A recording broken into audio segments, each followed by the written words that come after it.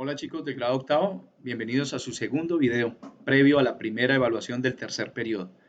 En el día de hoy vamos a ver las instituciones socioeconómicas o sociopolíticas españolas en América durante la colonia. Los españoles llegan a América y quieren explotar económicamente este territorio y obviamente la mano de obra. Para hacerlo, inician una serie de instituciones, crean una serie de instituciones o adaptan una serie de instituciones que ya venían incluso del antiguo continente y la adaptan a América.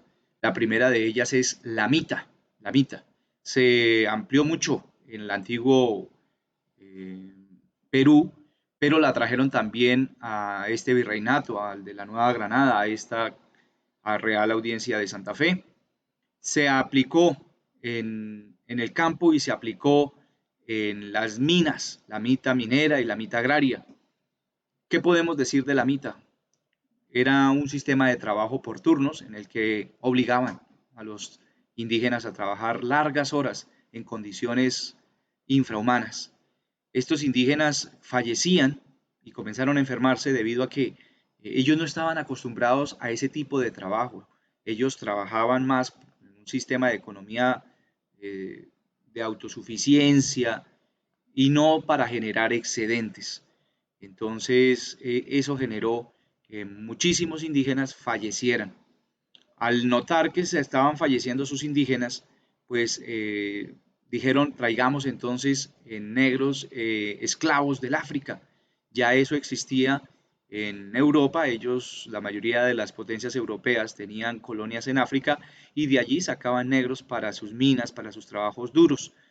Entonces, esclavizaron a gran parte de este continente y nosotros no fuimos la excepción. Aquí trajeron entonces familias enteras de personas negras, familias que llegaban a Cartagena, que llegaban a lo que hoy es Cuba, es decir, la antigua isla de la Española, y cuando los franceses también traían, lo hacían a la isla, a la parte de la isla que hoy es Haití. Con la esclavitud, pues obviamente la historia de la humanidad vio uno de los más opacos capítulos de su historia. Es muy triste recordar que sucedieron estos hechos tan trágicos, tan deplorables como fue la esclavitud, que ni se le reconocía el carácter de humano a estas personas traídas del África. Pero entonces ya está la mita, llega la esclavitud y después, a medida que fue avanzando el proceso de mestizaje en América y de acercamiento con la población indígena, pues a los indígenas se les entregó una especie de terreno en el que podían vivir bajo la orden de un español. Al español le dieron ese terreno bajo administración, ese español se va a denominar el encomendero, y allí los indígenas viven, digamos que auspiciados por este encomendero, quien los va a poner a trabajar en las labores del campo y en las labores de la servidumbre y les va a permitir vivir en algún costado de esa misma hacienda, bajo la obligación de catequizarlos, adoctrinarlos, y allí los indígenas como que podían desarrollar su vida al lado de un español que los iba catequizando y que los iba culturizando.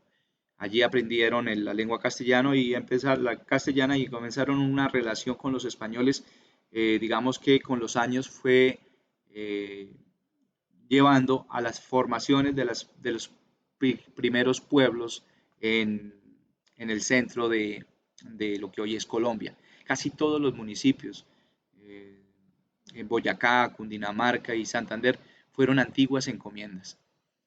¿Qué más podemos hablar? Pues está la encomienda, está el resguardo. El resguardo.